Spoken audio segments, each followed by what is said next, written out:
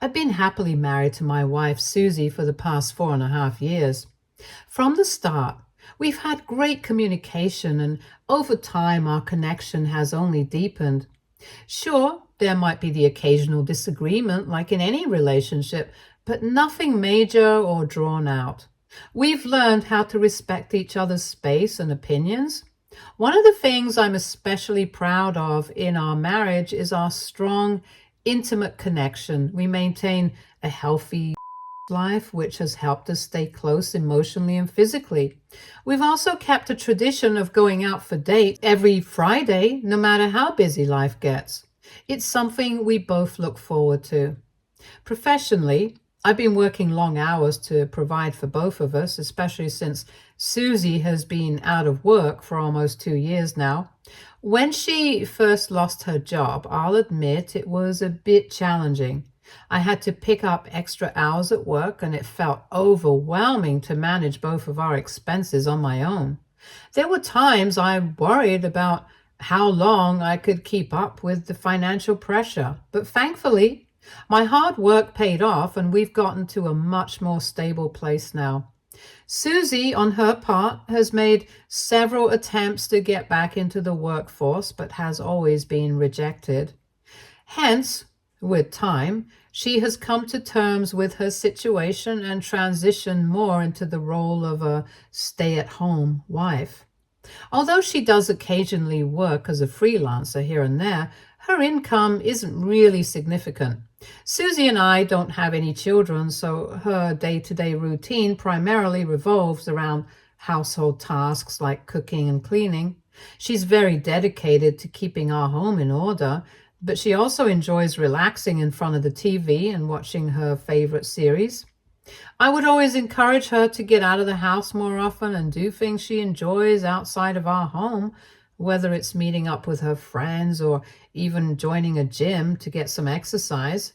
But the truth is, she rarely ever took me up on these suggestions. As a result, because of her sedentary lifestyle, Suzy gained a fair bit of weight over the years. Now, let me be clear. This was never an issue for me. I love Suzy no matter what, and her weight had no impact on how I felt about her. To me, she was still the wonderful, loving person I fell in love with, and I made sure she knew that.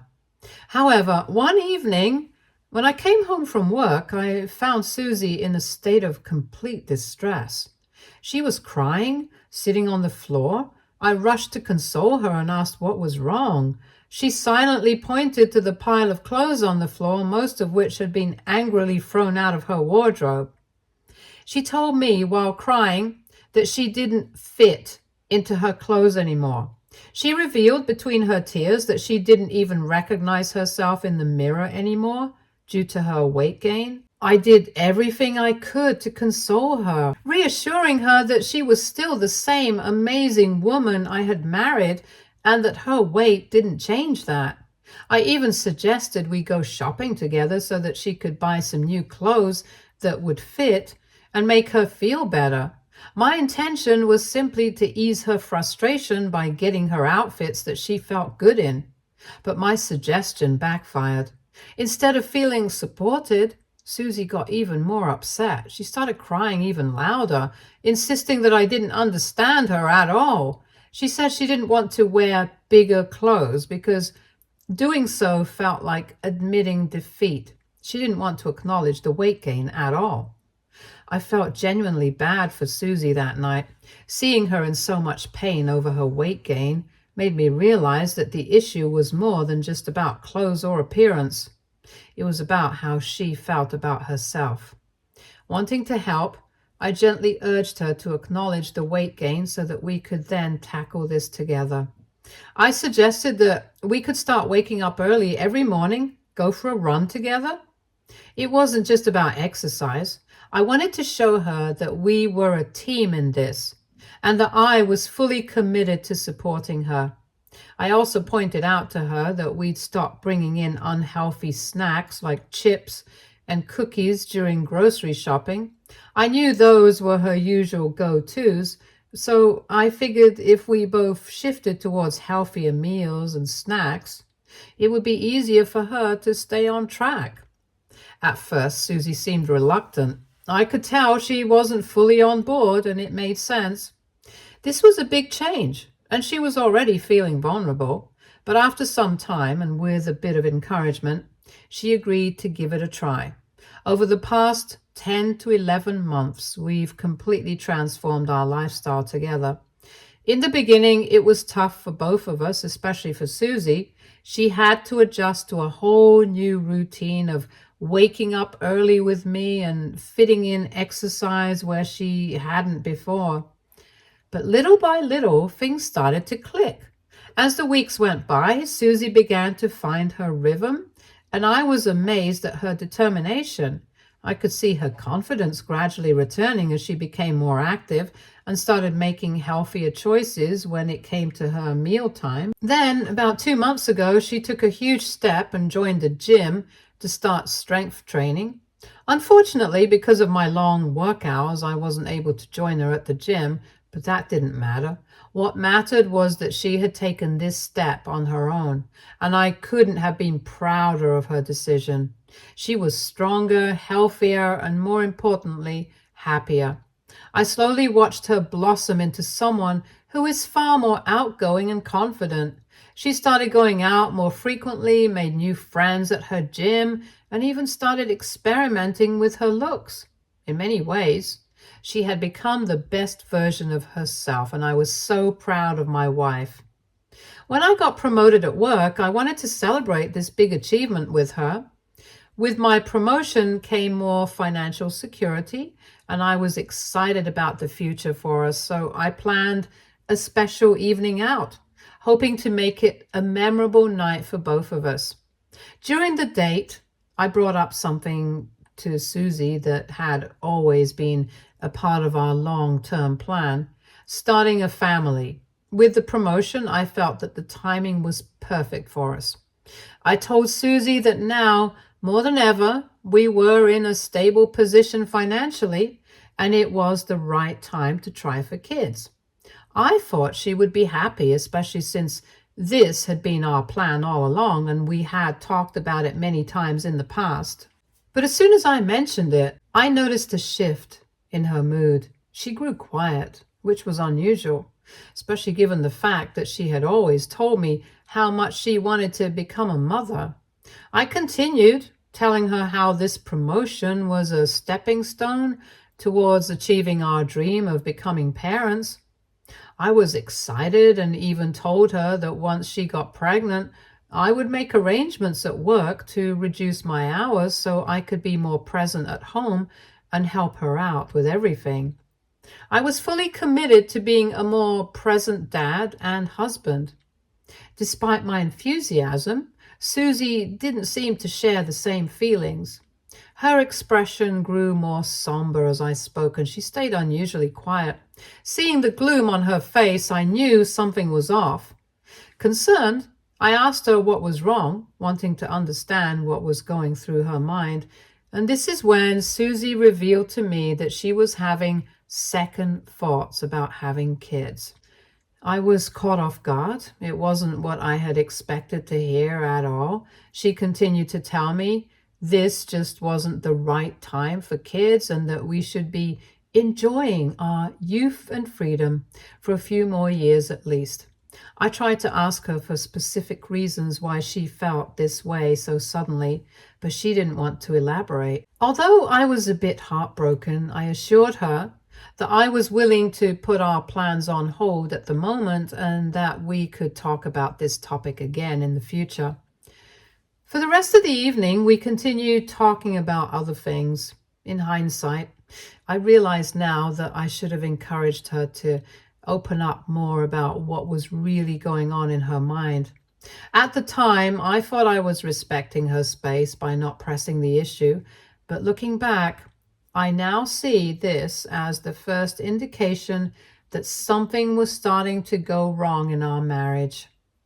Over the next few weeks after our conversation, I noticed that Suzy began to grow distant from me. It wasn't sudden, but a gradual shift. Small things started to change in our relationship. For example, Suzy stopped having dinner with me every night like she always used to. Instead, she would eat earlier in the evening and then spend most of her nights in bed, glued to her phone or watching the TV on her own. Suzy began skipping our usual date nights, something we had always made a priority. When I would ask her to reschedule and spend time with me instead, she would argue that she had already made plans with her new friends from the gym and did not want to cancel them. I knew that her newfound social life and confidence were important to her, so I tried to be as supportive as possible. But at the same time, it was hard not to feel hurt by the growing distance between us. Then things worsened one night when she was out with her friends. Suzy had gone out like she usually did, and normally would be back before 11 p.m. And if she was running late, she'd always let me know by text. But this time, the clock kept ticking and she didn't come home at her usual time. I called her phone around 11:30 just to check if everything was okay, but the call went straight to voicemail. It was getting late and I couldn't sleep, so I stayed up, hoping to hear the door open or at least get a call back from her. Then, finally, around 1:30 a.m., the doorbell rang. I practically jumped up from my bed and rushed downstairs. When I opened the door, what I saw left me stunned. Suzy was almost limp, smelled strongly of alcohol, was barely able to stand, and was hugging a man for support. There were other people standing around her. I invited them in as I realized that these were the people she usually hung out with. The man who was helping Suzy walk gently put her down on the sofa where she immediately passed out. I was confused and concerned, looking at my wife, so I asked him what had happened. One of the girls stepped forward and explained that they had partied a bit too hard that night, as it was her birthday, and that Suzy had a little too much to drink than usual. I was a bit surprised to hear this, since my wife never drank more than a glass of wine with me. The girl continued to assure me there was no reason to worry and that they had made sure to bring her home safely, along with her phone and handbag, which they handed over to me.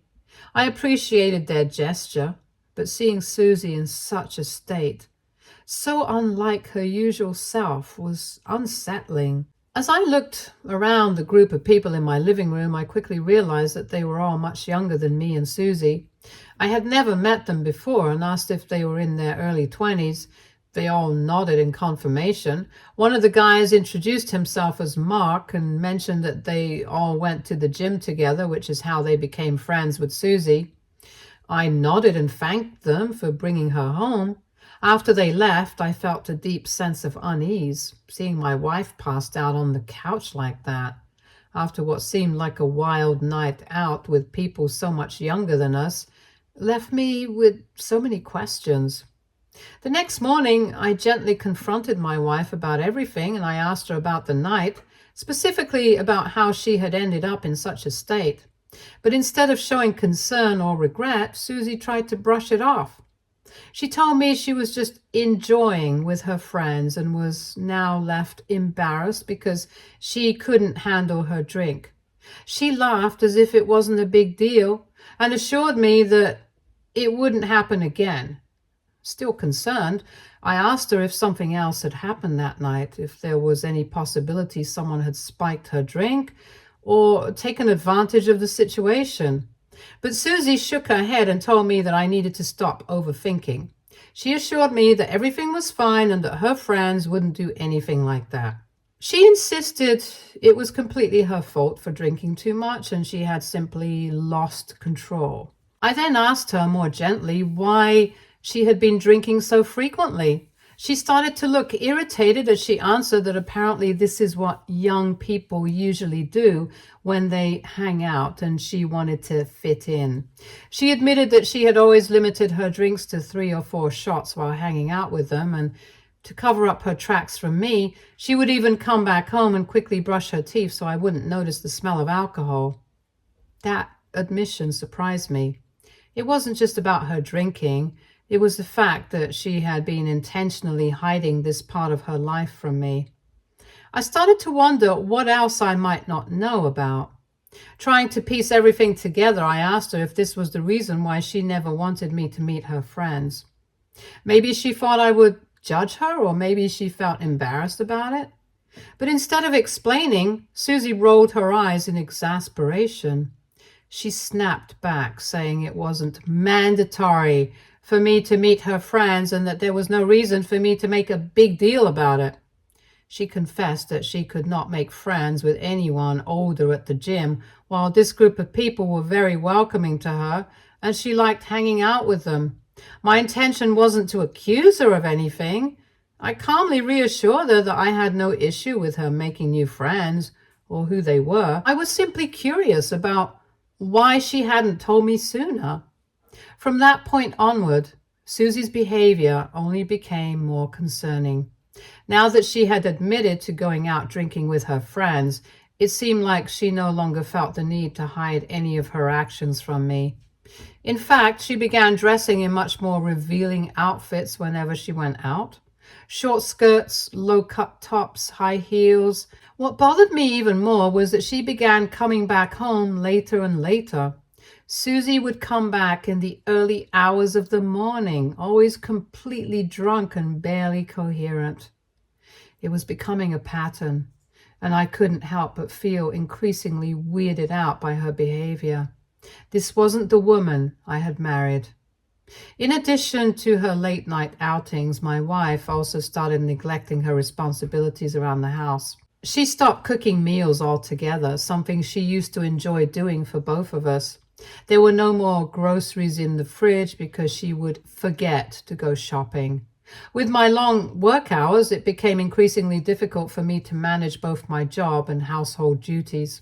I was already feeling stressed at work, and now I had to take care of everything at home too. It frustrated me, especially since Suzy didn't seem to care about the impact her growing behavior was having on our lives.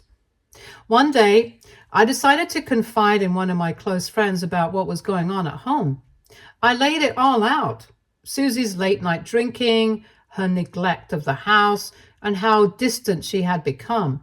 I was expecting my friend to offer me some reassurance, but instead, he hit me with a dose of harsh reality. He pointed out that these were all massive red flags, things I had been overlooking because I still wanted to believe the best about Suzy.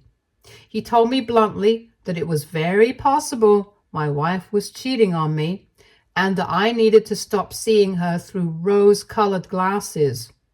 That conversation shook me to my core. The idea that Suzy might be unfaithful had never fully crossed my mind.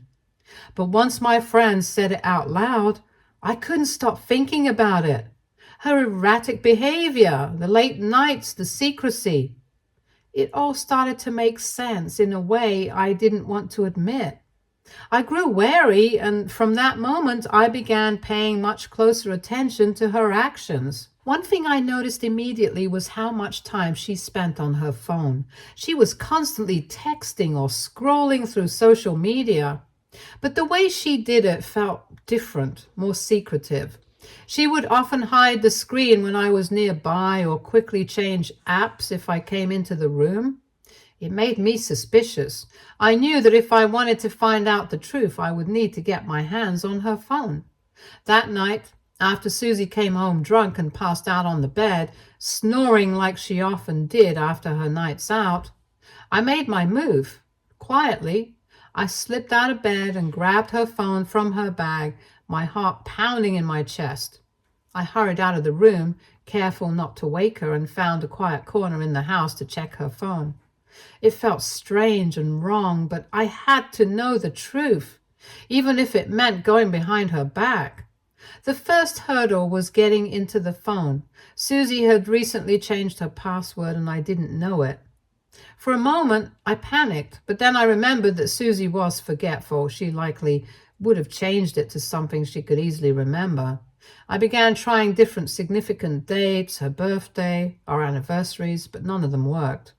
Then, on a hunch, I tried her mother's birthday, a date I knew she held close to her heart. To my surprise, it worked. I had unlocked her phone. With shaky hands, I started going through her messages, my stomach in knots, fearing what I might find. At first, there was nothing out of the ordinary, just casual conversations with some of her gym friends, including a few with Mark, the guy who had helped carry her home that night. But the more I scrolled, the more my heart sank. There it was, plain as day. Messages between Suzy and Mark that went far beyond just friendly banter.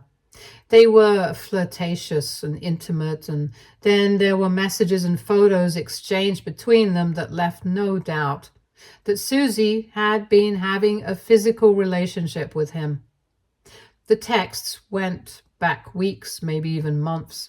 In one of their most recent conversations, they had discussed skipping the gym and going to a nearby motel instead to have their usual fun time. My heart dropped when I read that. It was clear that Suzy had been cheating on me with Mark all along.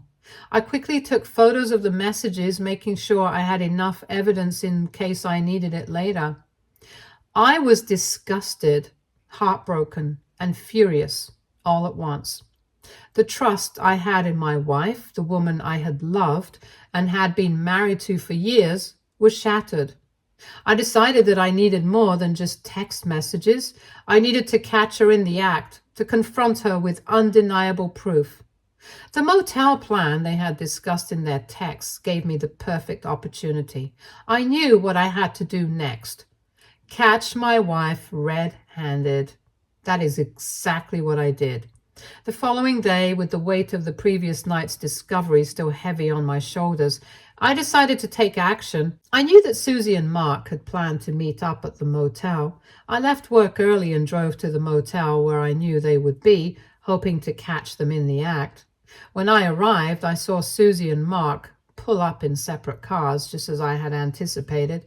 They were laughing and seemingly in high spirits, completely oblivious to what was about to unfold.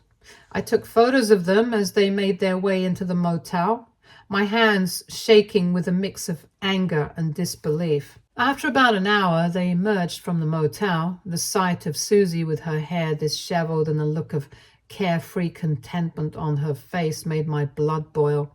I got out of my car and walked towards them, holding my phone up to record the whole scene. My intention was to capture everything on film so there would be no doubt about what was happening. When Suzy saw me approaching, her expression changed in an instant. She froze, her face going pale as she realized what was about to happen. Mark, on the other hand, remained silent and looked visibly scared, clearly uncomfortable with the situation. At that moment, I completely lost control. My anger and hurt were all consuming, and I shouted every insult and name I could think of. I was livid beyond words. I told Mark he could have her. I was done with her cheating broke ass. Suzy started to beg, tears streaming down her face as she ran after me, but I got into my car and drove away, my heart pounding in my chest. I managed to get home before Suzy did, and I quickly packed a few essential items, clothes, personal belongings, anything else I thought I might need. Then I headed to a nearby hotel, needing a place to escape and collect my thoughts. That night, fueled by a mix of anger, confusion, and a bit of alcohol, I made the rash decision to post a video on Facebook. I wanted everyone to know how my wife had shattered our marriage, to expose the truth so that she could not go around acting like a victim. I don't remember much after that, but the next morning I woke up to a barrage of missed calls. My phone was lit up with notifications from friends, family, and of course, Suzy. Feeling overwhelmed, I decided to call back my parents first. I didn't want them to worry, and I needed to hear their voices. When I reached my dad, he expressed his disbelief that Suzy had been unfaithful and offered his full support if I wanted to leave her. I felt reassured by his support, but then I called my mom, and she had a very different take than my dad. While she acknowledged my pain and the reason for my reaction, she told me that she wanted me to carefully think things over with a much clearer head. I was taken aback as she continued to emphasize that Suzy was my wife and that family is family no matter what. I argued that Suzy had cheated on me, so she was no longer going to be my family. My mom argued that sometimes accidents like this can happen in a family and that not everything is so black and white. I asked her what she meant by accident, and my mom responded cryptically that people can't always stay loyal in their marriages for a long time and that sometimes mistakes can happen. Confused and hurt by her words, I pressed further, asking her if she had ever cheated on Dad, but she remained quiet, and that has only confused me further. Since then, I've been plagued with unsettling thoughts that my mom might be hiding something. No good parent would ever encourage their child to work things out with a cheating partner. I can't help but wonder if my mom is concealing something from us, which is why she's pushing me to reconcile with my cheating wife. AITA for suspecting my mom? Or am I overthinking this because I've just been betrayed by my wife? Update 1. To clarify further on why I'm suspecting something is wrong, my mom has always been incredibly supportive, just like my dad. As their only child, I've been raised with love and encouragement, and my mom has always stood up for me, never even letting anyone bully or talk down to me. Yet, for some reason, she believes Suzy deserves another chance despite the infidelity. After reading some of your comments, I'm now considering getting a DNA test done. I don't want to discuss this with my dad before the results are in. If the test confirms that I'm biologically related to both my parents, then I suppose there's nothing to worry about. Also, Suzy has been bombarding me with texts and voicemails begging for forgiveness. She admitted that she felt very flattered when Mark showed interest during her gym sessions. She said it felt weirdly sexy to be desired by someone younger and that she just couldn't resist him, despite her pleas for another chance. I'm beyond caring at this point. Update 2. Thanks to some of your suggestions, I've reached out to a lawyer to begin the divorce process with my ex. Since Suzy cheated, I know I won't have to pay her alimony, and will also be asking her to move out of my house soon. Now, coming on to the most important part of the update, my dad was a bit curious when I asked him to join me for the DNA test appointment this week. I simply told him it was to check for any potential genetic disorders that might run in the family, and he didn't press further. I also asked him not to mention it to Mom, telling him that it might make her worry unnecessarily about potential conditions before the results came out.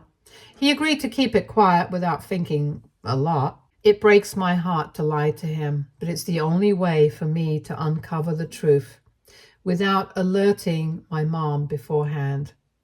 I'm still waiting on the DNA test results for now. We'll update once I know more. Update 3. Well, I guess we were all right. My DNA test is out and it has proven that I'm not biologically related to my father. I couldn't stop crying when I found out and drove straight to my parents' house. My dad's eyes nearly popped out when he read the results and my mom went pale. I won't go into the ugly details because I'm too angry and shaken to write them all out. But my mom finally broke down in tears after she kept denying it initially and admitted that she had an affair with a guy 35 years ago. She got pregnant with me from that affair, but since she was also intimate with my dad, she hoped I might be his.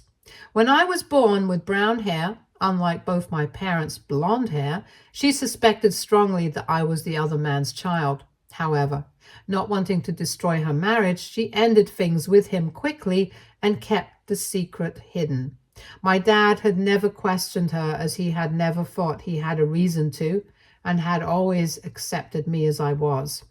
After my mom's confessions, my dad was understandably furious. There were a lot of tears and harsh words exchanged, but to keep things short, my dad and I are now staying in my hotel room. He looks numb and hasn't spoken to me much.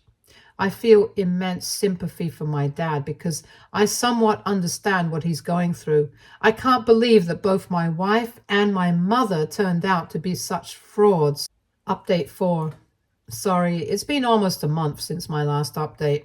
First of all, I want to reassure everyone that my dad hasn't abandoned me after the DNA test.